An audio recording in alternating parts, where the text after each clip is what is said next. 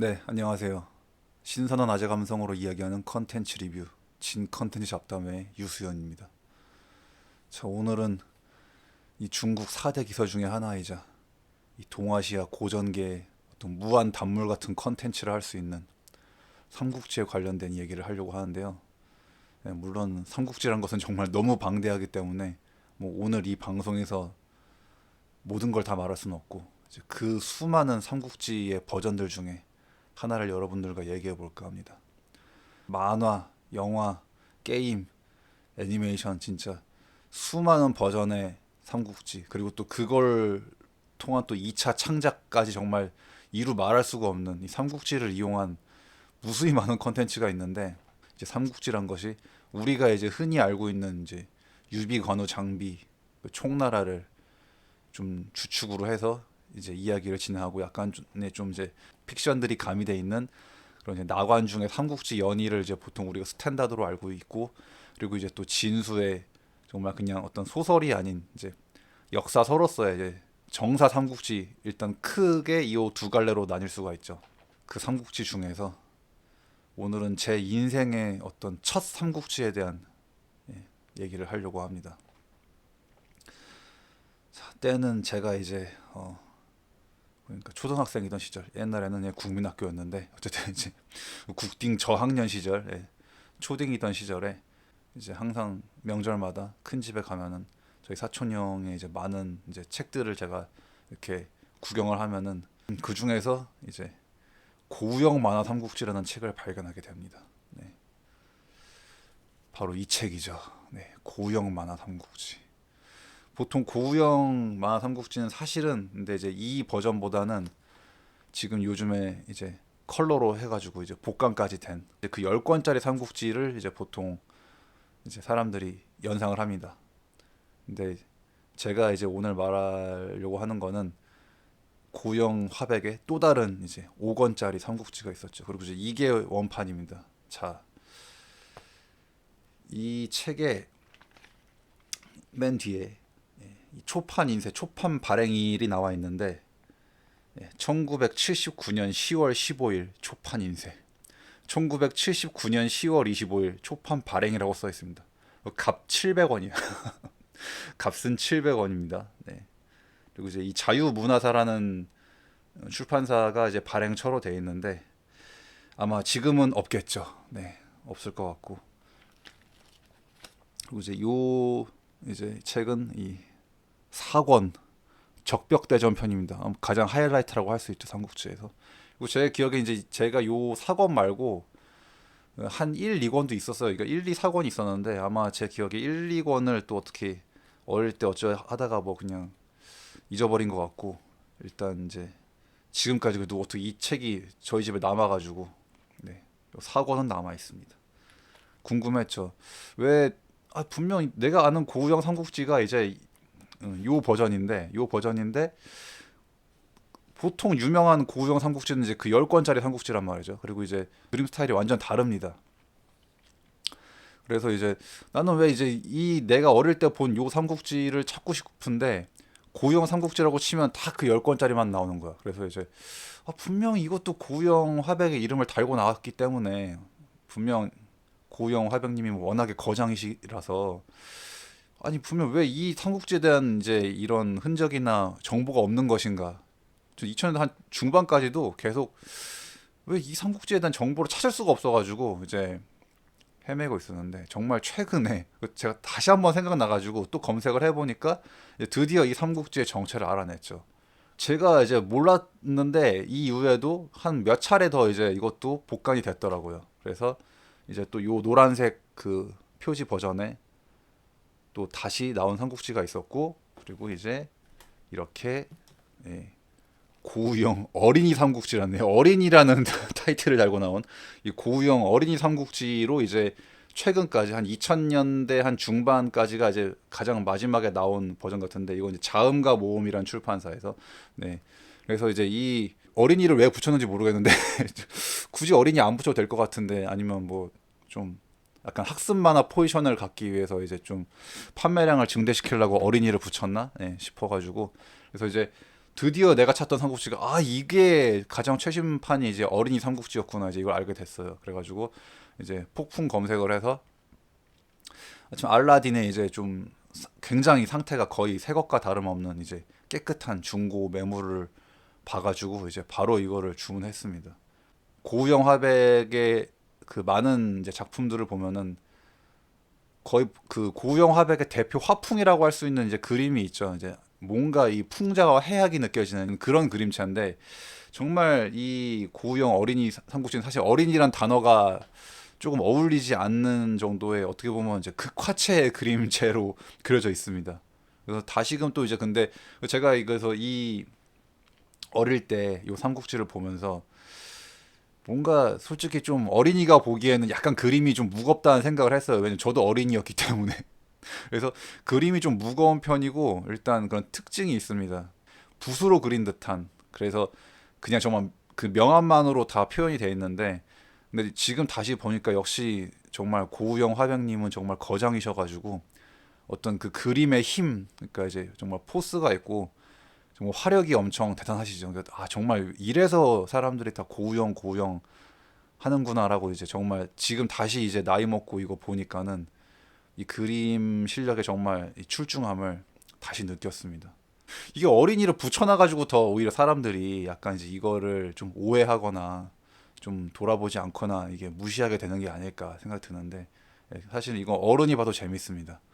그리고 저도 지금까지 이제 또 살면서 굉장히 많은 삼국지를 접했죠. 뭐 이제 이 삼국지 고우영 삼국지뿐만 아니라 이제 뭐 또 제가 어릴 때 유명했던 거 있어요. 그 전략 삼국지라고 요코야마 미스테루 버전의 그 60권짜리. 근데 최근에는 그거 이제 60권이 너무 많으니까 한 30권으로 합쳐서 나왔더라고.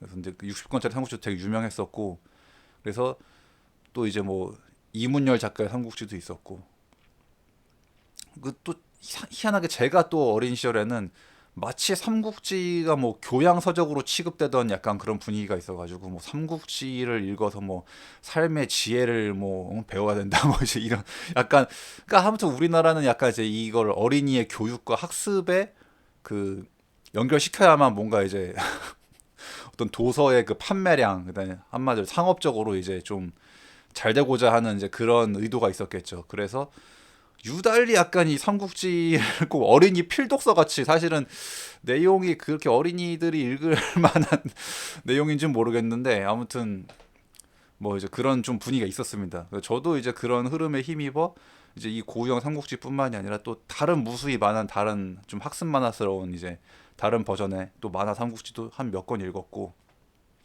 지금까지 또 읽은 것도 뭐 이제 그 창천왕로도 이제 이건 약간 뭐 정사 삼국지를 표방한 사실은 조금 그래도 정사라고 하기는 이제 그것도 엄밀히 따지면은 조금 그게 좀 있긴 하지만 어쨌든 이제 창천왕로도 되게 재밌게 봤고 뭐 최근엔 또 이제 이지청과 이제 테라시마 유의 또 삼국지도 봤고 또 이제 약간 살짝 좀 일본 좀 환빠스러운 설정의 또 이제 신삼국지 더 로드. 그러니까 정말 인생에서 삼국지 관련된 이 컨텐츠를 대략 그냥 대충만 생각해도 한 뭐 10개, 20개는 넘는 것 같아요. 이 연희를 다루는 삼국지를 대충 보면은 이제 거의 다 이제 그 제갈공명과 이제 사마이의 마지막 대결, 오장원에서의 전투. 보통 그 부분을 이제 거의 엔딩으로 치고 이제 그 이후에 뭐 또 이제 작품마다 차이는 있지만 사실은 그 뒤에 얘기는 그렇게 디테일하게 다루지 않습니다. 왜냐면은 저도 어릴 때 좀 그 삼국지의 결말을 보고 약간 되게 허무했는데 그러니까 뭔가 내가 그 시작부터 봤던 막 이제 이 유비, 관우, 장비, 삼형제뿐만 아니라 뭐 정말 다 그 주요 인물들, 그러니까 주인공급이라 할 수 있는 뭐 조조, 송건, 뭐 이제 조운, 마초 그러니까 이런 사람들이 뒤에 가면은 다 이제 결국에는 사실 삼국지의 스토리라는 것은 그 주역들이 그 누구도 통일을 하지 못하고 다 죽죠 먼저.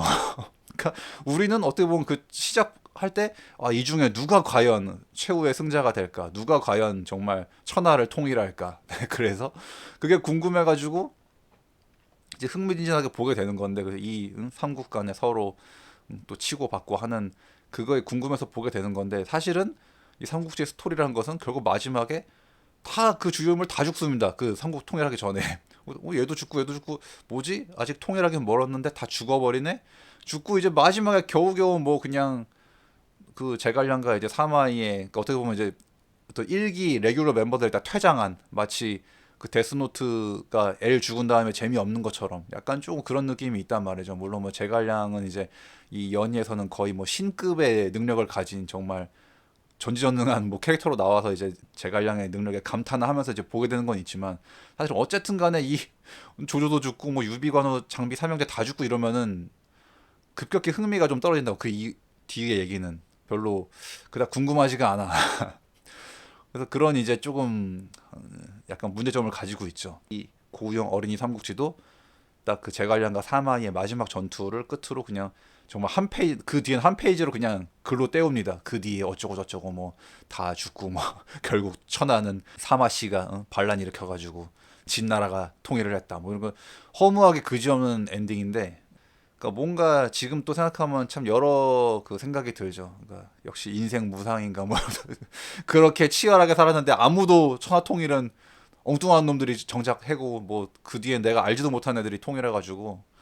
그래서 이 고우영 어린이 삼국지의 그 인상적인 첫 번째 이제 시작을 보면은 이 고우영 삼국지는 또 이제 그런 특징이 있습니다. 그 일본의 소설가 요시카와 에이지가 쓴 그 삼국지의 영향을 굉장히 많이 받았기 때문에 사실 그 요시카와 에이지가 정립한 삼국지가 또 되게 오리지널리티가 있다 보니 원래 삼국지에 없는 그 초반 스토리가 이게 오리지널로 들어가 있죠. 그래서 이 고우영 어린이 삼국지도 그 영향을 받았기 때문에 그 얘기가 굉장히 초반에 좀 거의 도원결이 맺기 전까지 그 얘기가 굉장히 깁니다. 그 전 얘기가. 그래서 시작을 하면은 유비가 황하, 중국의 황하 강을 바라보면서 뭔가 자신의 신세를 한탄하고 있는 장면이 나오죠. 그래서 저는 이제 어릴 때 그래서 이걸로 아 황하가 그 중국에 있는 강이구나 그걸 알았습니다. 그러니까 더 나아가 이제 이 세계 4대 문명 황하를 비롯해서 메소포타미아, 인더스, 이집트 이제 그래서 아 이게 황하라는 게 그거였구나라고 이제 그 어린 저의 그 지식을 되게 넓혀줬죠. 그래서 이 고우영 어린이 삼국지가 첫 장면이 근데 지금 봐도 멋있는데 첫 번째 파트 제목부터가 이것도 다 파트별로 제목이 붙어 있는데 첫 번째 파트가 이제 황건적이죠. 보통 주로 이제 연희를 배경으로 한 작품들이 대부분 이제 이 황건적 때부터 시작을 하죠. 그래서 삼국지 그 코에이의 삼국지 게임도 거의 첫 번째 이제 시대가 그 황건적의 난을 토벌하는 과정 거기서부터 시작하는 거고. 그래서 이제 황하는 오늘도 예나 다름없이 유유히 흐르고 있다. 저 누름물 내 조상 대대로 살아온 이 땅 빛을 닮은 황하여. 그래서 나그네들이 유비한테 말을 걸죠. 여보 젊은 양반. 이게 이 여보가 여보시오의 줄임말입니다. 요즘 사람들은 여보 하면은 내가 왜 당신 여보야 할 텐데 그 여보가 아니라 여보시오.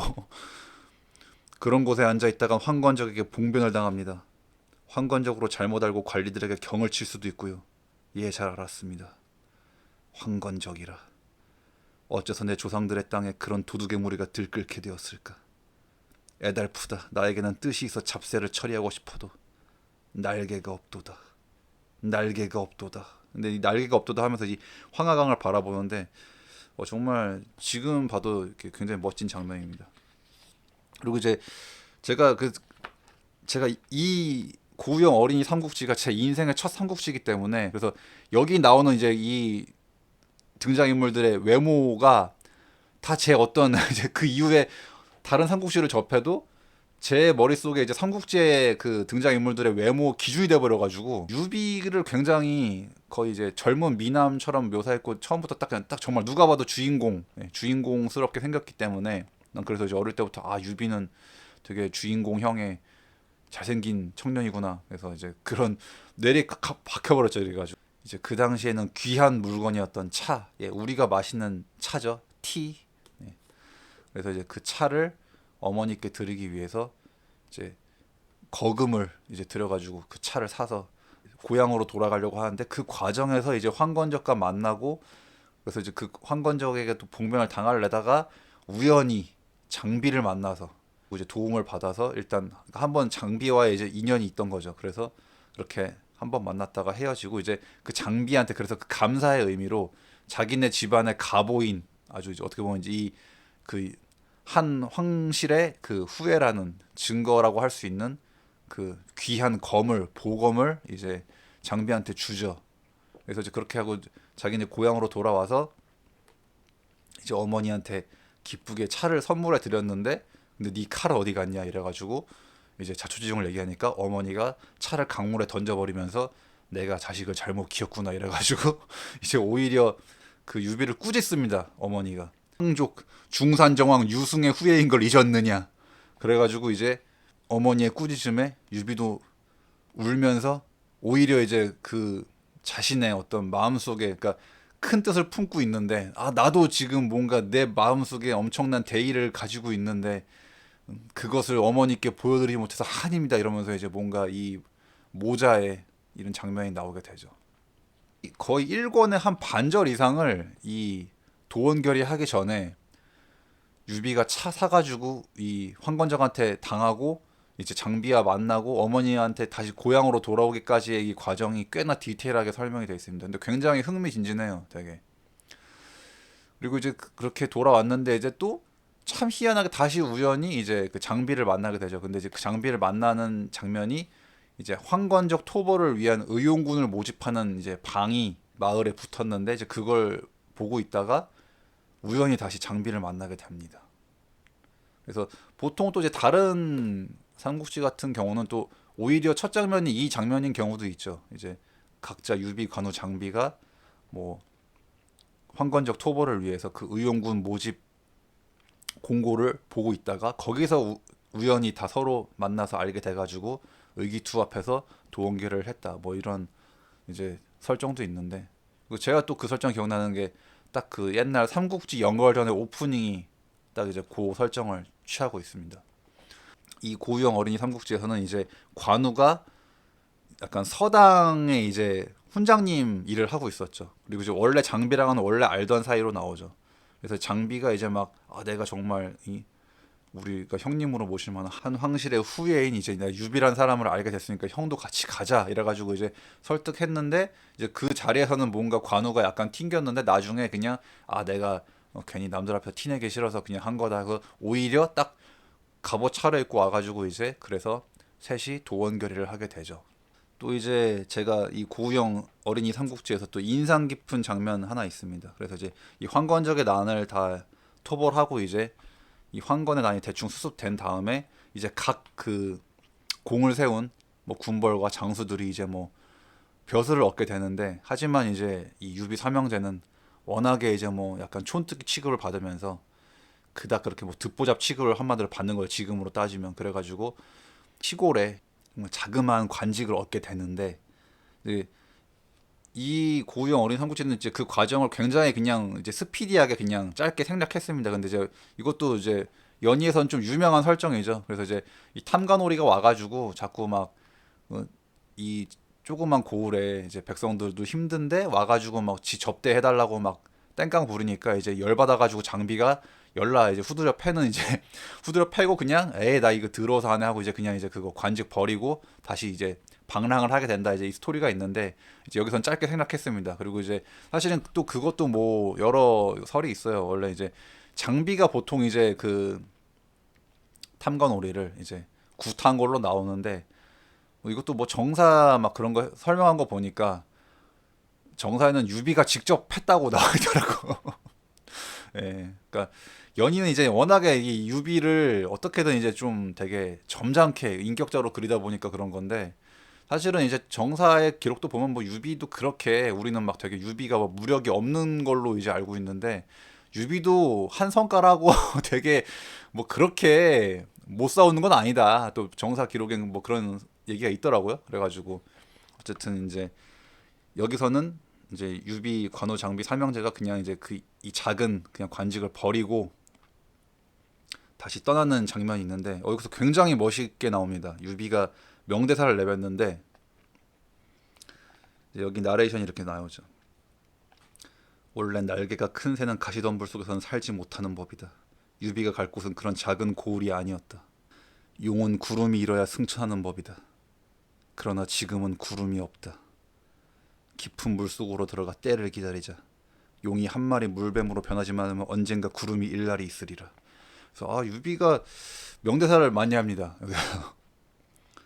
그리고 또 이 고우영 이 어린이 삼국지의 특징은 이제 조조의 외모가 조금 이제 조조의 수염을 되게 인상적으로 그려놨는데 약간 그러니까 확실히 제가 그래서 이 어릴 때 이 삼국지 때문에 조조는 조조 이퀄 악역, 조조 이퀄 악당, 약간 이제 좀 그런 조조 간신배, 약간 이런 이미지가 제 머릿속에 박혔죠. 그리고 약간 좀 이 캐릭터의 외형도 수염이 있는데 이제 수염을 되게 좀 수염이 얍삽한 수염이야, 되게. 그러니까 이제 우리가 흔히 이방 수염이라고 하는 좀 그런 수염의 그 모습입니다. 또 이제 여기서 그 여포와 이제 그 유비 삼형제 그 3대1 전설의 그 대결도 이제 묘사가 되죠. 그리고 이제 또 이 고구영 화백의 삼국지는 이 버전도 그렇고 10권짜리도 그렇고 좀 여포가 다 이렇게 좀 못생기게 그려놨어.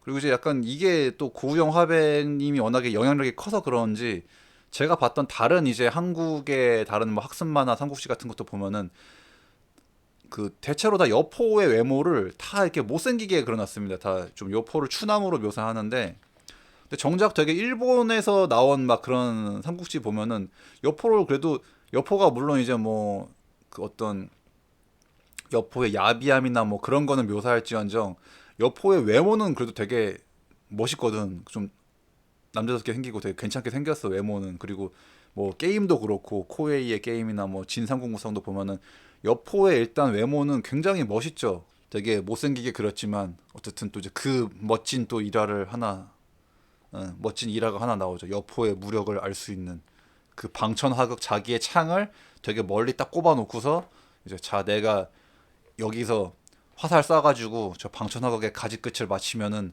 니들 화치내라.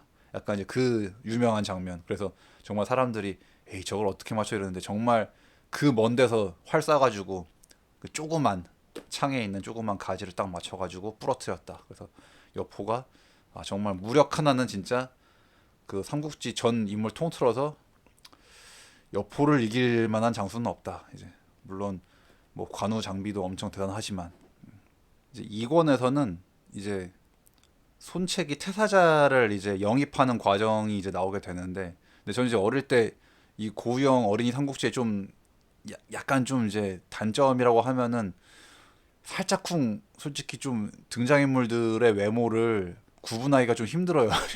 너무 다 좀 이게 아무래도 약간 디테일한 묘사라기보다는 약간 좀 이렇게 어떻게 보면은 좀 그 정말 붓으로 그린 듯한 느낌이다 보니까 그 그림이 좀 워낙 명암이 대비가 강하고 좀 무겁다 보니까 언뜻 보면은 얘가 얘인가 좀 저 어릴 때 솔직히 그래서 어릴 때 젊은 유비랑 손책을 잘 구분을 못했어. 이막 어떡하면 얘가 유비였나 손책이었나 약간 어릴 때 국민학생 시절에 그랬습니다. 근데 어쨌든 이제 이 손책은 이제 그 태사자를 영입하는 과정에서 이제 태사자가 원래는 이제 태사자가 원래 적군이었는데 태사자를 잡았다가 다시 저한테 유능한 부하들이 많으니 제가 데리고 오겠습니다. 그래서 이제 풀어주는데 이제 그 손책의 부하들은 다 이제 쟤 이제 튀어가지고 이제 안 올 거다라고 이제 하는데 하지만 그 모든 부하들의 반대를 무릅쓰고도 되게 손책은 태사자를 되게 굳게 믿게 되죠. 쟤는 반드시 돌아올 것이다. 그래서 이 해시계를 그려가지고 자 정오가 되기 전까지 올 것이다. 그래서 이제 정오가 거의 되려고 그러니까 막 사람들이 이제 안 오니까 거버시 안 오잖아요. 이러니까 근데 저 멀리서 이제 이 부하들을 이끌고 오는 태사자의 모습이. 그래서 어릴 때 이제 이걸로 뭔가 그냥 이 태사자란 이름이 되게 멋있어 보여. 되게 그냥 그러니까 왠지 이름만 들어도 얘는 명장일 것 같아. 되게 세 보이고 되게 얘는 무력이 높을 것 같은 느낌이 들죠. 그래서 좀 오나라의 그 네임드 장수들 중에서 유독 태사자가 좀 뭔가 제일 이렇게 기억에 좀 남는 느낌이 있는. 네. 그리고 이제 사실은 원래 이거 또 다른 버전의 뭐 삼국지들 보면은 사실은 이 손가의 이제 그 손가 3대 그러니까 오나라의 그 시조가 되는 손가 그 3대 원래는 이제 아버지 손견부터 시작해가지고 손책, 손권 이렇게 좀 또 디테일한 얘기가 있는데 이 고유영 어린이 삼국지는 손견 얘기는 뭐 그냥 거의 그냥 건너뛰어고 그냥 이제 손책부터 시작해가지고 또 손책의 그 최후를 이제 보여준 다음에 이제 손권으로 이어지는 뭐 그런 식으로 이제 스토리텔링을 하고 있죠. 제가 이거 어릴 때 처음 본 삼국지라고 그러잖아요. 그래서 거의 뭐 이제 이 삼국지 연의의 하이라이트라고 할 수 있는 이 적벽대전. 그래서 좀 내 개인적으로 이 사권이 제일 재밌었던 느낌이 듭니다. 사권 전체가 거의 적벽대전 얘기이기 때문에 유독 이제 여기서 진짜 어떤 정말 이 주유는 계속 공명한테 계속 열폭하고 공명 저 새끼 어떻게든 내가 죽여버린다 계속 그렇게만 하다가 이제 참 불쌍하게 화병 나서 우라통 터져서 죽는 참 그런 캐릭터로 나오는데 예. 주유 저의 잠깐 짧은 예명이기도 했는데 근데 또 지금 와서는 그러니까 그래서 이 연희에 표현된 주유가 너무 좀 악의적으로 폄하돼 있다 이제 이런 또 설도 있죠. 그래서 정사에서의 주유는 전혀 뭐 공명을 그렇게 질투하거나 시기하거나 한 적도 없고 오히려 이미 주유 자체가 너무 잘났기 때문에 굳이 뭐 공명한테 열폭할 필요가 없었다 뭐 이제 이런 예, 또 얘기가 있더라고요. 그리고 이제 또 주유가 뭔가 이제 그 주윤발의 약간 뭐 선조라는 뭐 그런 얘기도 있는데 생각해 보면 근데 주유도 이제 굉장히 그 미남으로 묘사가 되기 때문에 그래서 사실 지금 주윤발의 우리가 얼굴 생각해 보면 아 그러면은 주유도 주윤발 삘이었을 것이다 생각해 보면은 아 납득이 되는 그런 게 있는 거죠. 그래서 참 그래서 이 어릴 때 이 고우영 삼국지 때문에 그 희대의 명대사를 알게 됐습니다. 왜 하늘은 나 주유를 낳고 또 공명을 낳았는가. 하지만 실제로 주유는 그런 말을 한 적이 없다고 하죠. 뭐 저도 최근에 와서 알게 된 건데. 자 그리고 이 적벽대전 편이 진짜 어떤 이 제갈량 정말 띄워주기. 제갈량은 정말 신급의 능력을 가지고. 제갈량은 모르는 게 없어. 뭐 모든 걸 다 알지 제갈량은 그냥. 그래서 모든 것이 다 제갈량 뜻대로 되고 어떤 그 전지전능한 느낌을 줘가지고 참 진짜 제갈량의 끝은 어디인가.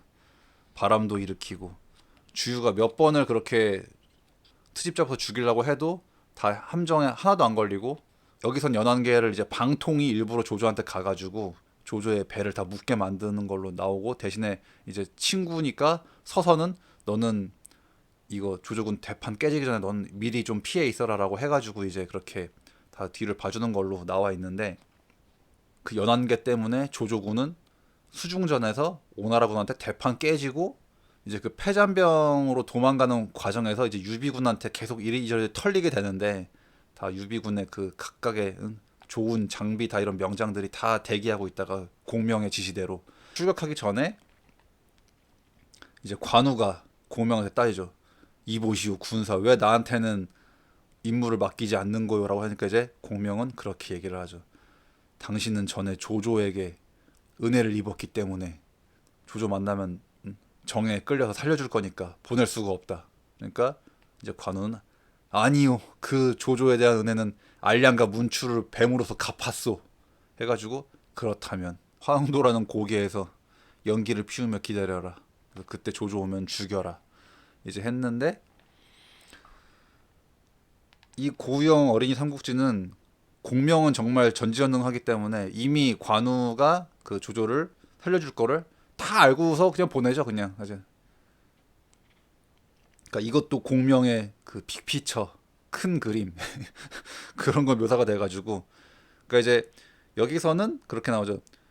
조조가 이제 그 관우가 다시 유비한테 이제 돌아갈 때 그 오간 돌파 그 유명한 오간 돌파 요즘에 인터넷에 짤로도 많이 나오는 통행증은 그런 거 없다. 그 모가지 땡강 날아가는 거 이제 그 이제 그 과정에서 이제 조조가 뭐 사신을 보내가지고 사실은 이제 그 조조 부하들이 계속 그 관우를 죽이려고 했지만 이제 그 과정에서 이제 조조가 결국 자기가 직접 이렇게 서신을 보내가지고 부하들한테 관우 거늘지 말라고 이제 했던 거지 뭐 그 은혜를 이제 마저 갚게 해주겠다고 이제 이거를 관우가 살려줄 걸 알면서도 배치를 하는 건데 근데 이것도 좀 지금 생각해 보니까 약간 조금 굳이 그것까지 추가로 갚게 하려고 보내기가 뭐 좀 여러 설이 심지어 이거 다른 이제 고우영 화백의 그 10권짜리 삼국지에서는 약간 이제 좀 그런 뉘앙스를 풍기거든요. 약간 공명이 관우를 이제 조금 약간 견제하는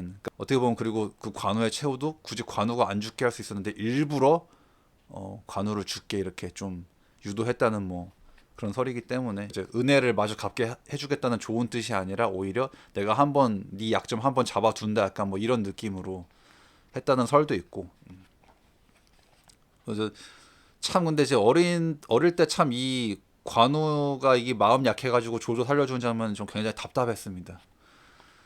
그 여기서 이제 조조가 관우한테 애걸을 하는데 여기서 이제 당연히 조조가 우리의 진한 우정을 생각해서 한 번만 봐주시오 하는데 이제 관우는 이미 그때 그는 내가 알량과 문추를 베서 갚았소 하니까 저를 봐서가 아니라 불쌍한 부하들 폐잔병을 봐서 살려달라는 겁니다. 그러니까 그래서 그거 보고서 또 이 폐잔병들의 모습이 막 굉장히 막 그 약간 노장군들 있고 막 이래가지고 아니 좀 이제 이거 불쌍하다고 살려주는 건데 근데 사실은 이게 좀 나는 좀 그러니까 따지면은 이게 지금 이 조조의 그 위의 대군이었던 병사들이 폐잔병 그럼 누군들 폐잔병이 누군들 그러면은 안 치근한가 안 불쌍한가 누구든 다 지구 도망가는 건 다 비참하지. 근데 이거 불쌍하다고 눈물 흘리면서 살려준다는 게 나는 이거 좀 논리가 좀 빈약하지 않나.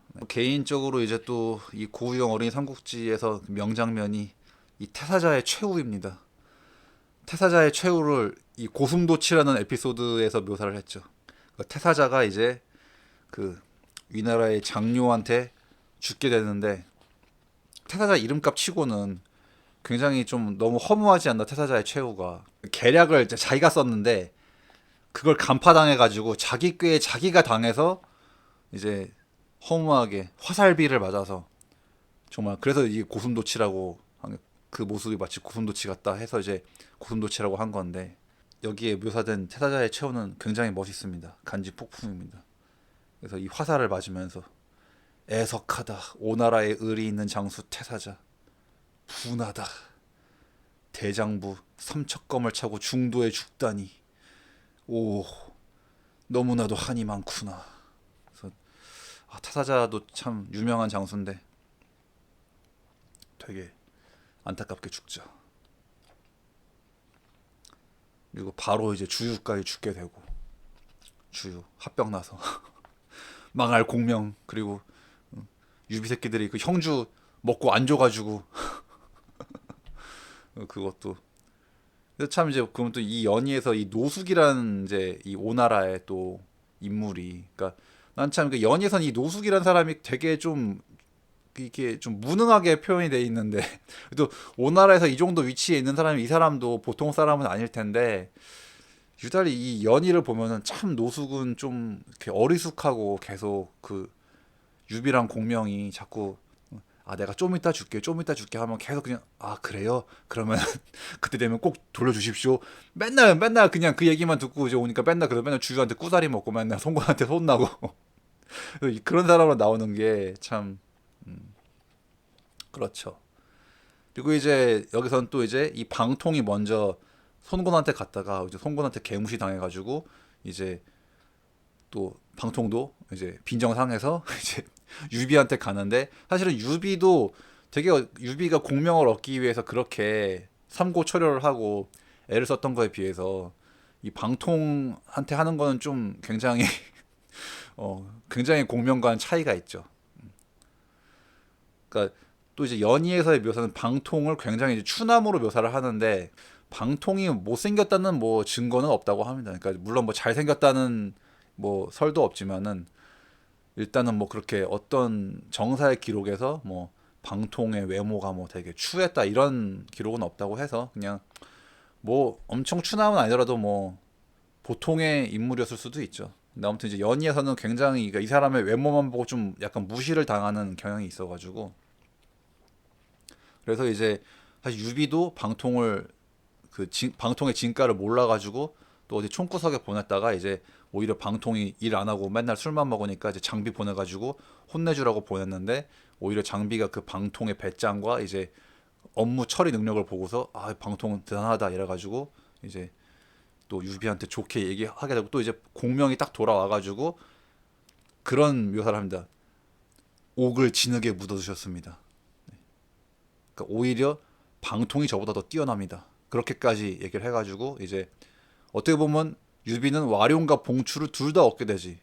근데 난 또 이것도 지금 와서 저 허무한 거는 분명히 수경 선생이 이제 그 애초에 유비가 조언을 들으러 갔고 이제 그 공명과 방통의 스승인 수경 선생께서 분명히 유비한테 그랬단 말이야. 와룡과 봉추 둘 중에 하나만 얻어도 천하를 얻을 것입니다. 했는데 왜 근데 유비 왜 졌어? 왜 유, 유비 왜 천하통일 왜 못했어? 근데 둘 다 얻었는데 둘 다 얻고 오히려 둘 다 얻었는데 방통은 또 너무 조금 방통 너무 허무할 정도로 일찍 죽어버리죠. 너무 요절을 해버려가지고 또 어떻게 보면 이 방통의 최후도 유비가 너무 또 이게 배려심이 넘치다 보니 이게 또 참 정말 얄궂게도 아이러니한 일이 생긴 건데 방통이 낙마를 하니까 아이고 그 말이 왜 이렇게 성질 더러운 말을 타고 있냐 이래가지고 아 내 말을 줄 테니 내 말을 타라. 근데 그 말을 탄 게 이제 또 화근이 된 걸로 나오죠. 왜냐면은 적군들이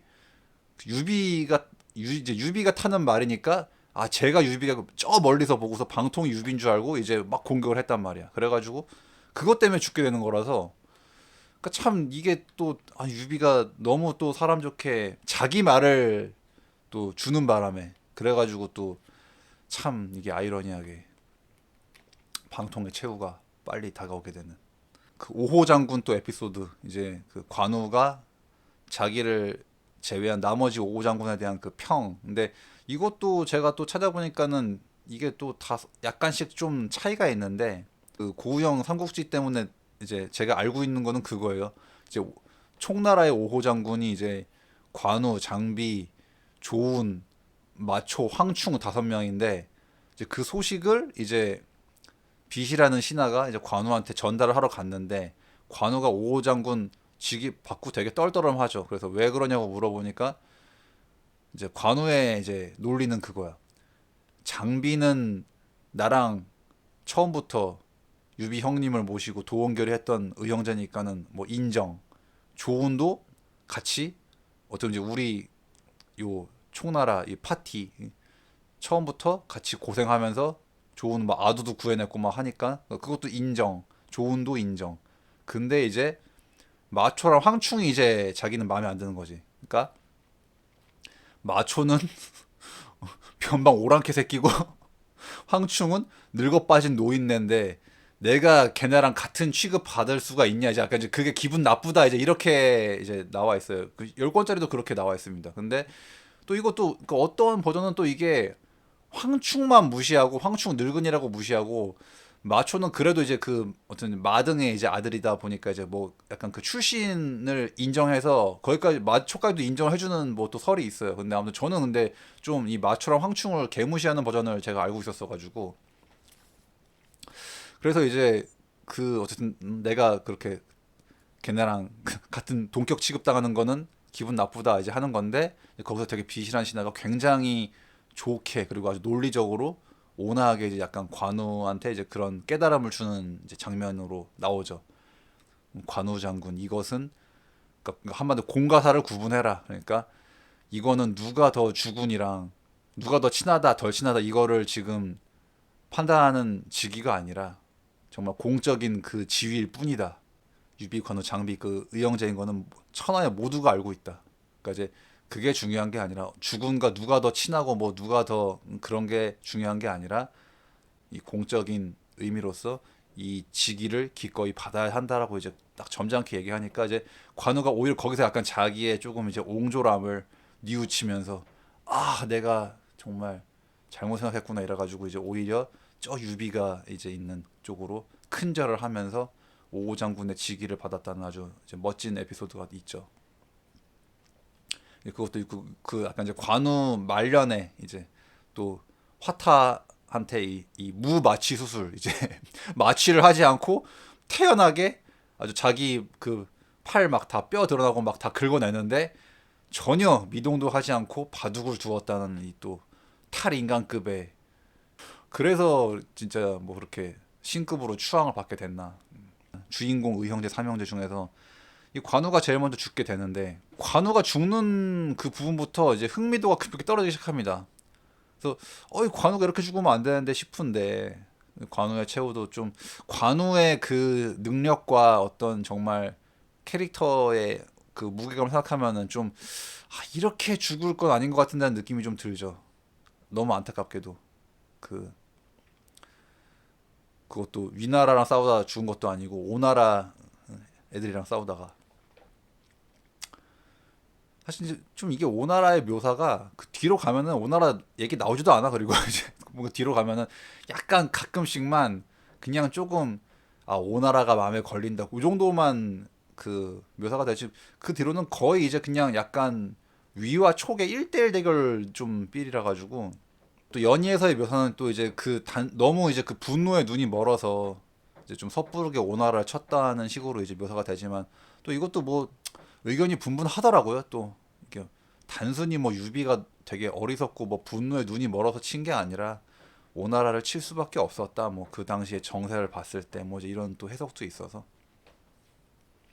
그래서 아무튼 그래서 이제 이 나머지 남은 형제들의 분노 때문에 이제 오나라를 이제 치려고 가는 건데, 장비의 최후는 더 어이가 없어. 솔직히 장비는 이제 이 장비는 조금 이 연희에서는 너무 술 때문에 일을 그르치는 경우가 몇 번 있죠. 굉장히 그것도 큰 사고를 술버릇 때문에 대형 사고로 치는 경우가 몇 번 있는데, 결국 이 마지막 최후도 너무 이 술버릇 때문에, 주사 때문에 자기의 죽음을 이렇게 앞당기는 참 안타까운. 그러니까 아니 뭐 관우는 그래도 장렬하게 싸우다가라도 죽었는데, 장비는 너무 어이없게 죽어버려가지고 그냥 부하의 배신 때문에, 그것도 사실은 또 자기가 자초한 면이 있기 때문에 부하들한테 너무 개차반으로 행동하다가 약간 이렇게 원한을 사서 죽는 식으로 나오니까. 그러니까 장비는 싸워보지도 못하고 죽고, 그러니까 뭐 이때쯤부터 약간 삼국지에 대한 흥미도가 조금, 아니 뭐야 이거 왜 주요 인물들이 너무 좀 허무하게 죽어나가는 그런 느낌이 들어서. 사실은 이제 우리는 이제 이 유비 삼형제의 어떤 그 정말 패도를 이뤄가는 과정을 보기 위해서 이제 쭉 이걸 읽는 건데, 후반부 가면 이제 좀 너무 이제 허무해지죠. 아이 뭐야 이거 왜 다 뭐 또 못해보고 다 죽냐 그래가지고. 그래서 유비 죽고 난 다음에, 그래서 이제 어떻게 보면 이제 이 파트가 이제 그 유비 죽고 난 다음에는 이제 총나라에서 이제 제갈량을, 어쩌면 제갈량이 이제 두 번째 주인공이 따지면은 이제 후반부의 주인공 제갈량. 그래서 제갈량이 뭐 출사표 쓰고 해가지고 이제 뭐 북방 오랑캐를 토벌하고, 거의 마지막 부분은 이제 그래서 이 사마이와 공명의 마지막 대결인데, 여기서 이제 공명이 자기의 수명이 이제 거의 다 됐다는 것을 알아가지고 이제 거의 난 이제 곧 죽을 것이다라고 했는데, 이제 그 어떤 부하들의 간곡한 부탁, 아직까지는 승상께서는 살아계셔야 합니다 해가지고, 그렇다면 뭔가 7일 동안 기도를 올려서 그 촛불을 켜가지고, 이제 그 촛불이 그 마지막까지 안 꺼지면 내가 한 10년 더 연장할 수 있다 수명을. 그래가지고 이제 그 의식을 치르는데, 그것도 하필이면 이제 그 거의 마지막 날이었는데 위원이 괜히 쓰잘데기 없이 그거 천막 들어오다가 그거 촛불 넘어뜨려가지고 다 틀렸다 하면서 그냥 내 수명은 여기까지다 해가지고, 근데 그 자기가 이제 마지막에 그 자기의 죽음마저도 마차에 앉아가지고, 그래서 그 유명한 죽은 공명이 산 중달을 이겼다라는 이제 그 에피소드를 남기고, 대부분의 연희를 주제로 한 삼국지는 이제 거기서 거의 엔딩을 맞게 되죠. 그래서 그 뒤는 너무나 이 주요 인물들 다 늙어서 다 죽고 아무도 아무도 천하통일 못하고 엉뚱한 놈이, 우리가 잘 관심도 없는 누군지도 모르는 애가, 그 사마씨 그 자손의 다른 애가 그냥 통일을 낼름해버렸다. 허무하게 그지없는 엔딩이 나오게 됩니다. 참 다시금 이제 정말 이 고우영 화백의 위대함을 다시 느꼈고, 이제 뭐 워낙에 또 많은 작품을 남기셔서 이제 최근에는 저는 이제 또 고우영 화백의 다른 거 18사략을 읽고 있는데, 18사략도 제가 어릴 때 되게 재밌게 봤었거든요. 재밌게 봤던 건데, 최근에 또 이렇게 전자책도 나오고 다시 컬러로 또 이제 최신 복간돼 있어가지고 그거 다시 읽고 있고. 아무튼 정말 고우영 화백님은 진짜 어떤 이제 한국 만화계에서 확실히 정말 거장이다 진짜. 자, 오늘 방송은 이쯤에서 마무리하고요. 뭔가 조금 제 스스로도 뭔가 되게 허전하고 빠뜨린 게 많은 느낌인데, 또 이제 오늘 못다한 얘기는 또 다음에 다른 삼국지를 주제로 한 또 작품을 주제로 얘기할 때 또 한번 얘기해 보도록 하죠. 들어주셔서 너무 감사드리고요. 전 다음에 또 재미있는 잡담으로 찾아뵙도록 하겠습니다. 안녕히 계세요.